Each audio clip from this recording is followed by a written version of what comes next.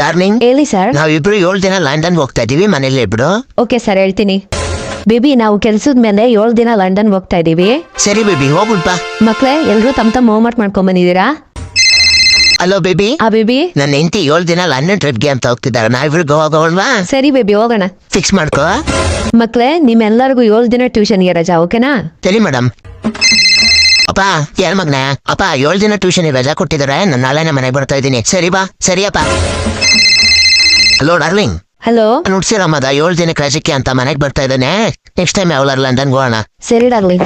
Baby, ನಂದು office trip cancel ಆಯ್ತು. ನೀನು ಬಿಟ್ಟು ನಾನೆಲ್ಲೋ ಹೋಗಲ್ಲ, ಜೊತೆಗೆ ಇರ್ತೀನಿ, ಓಕೆನಾ? ಸರಿ ಬೇಬಿ.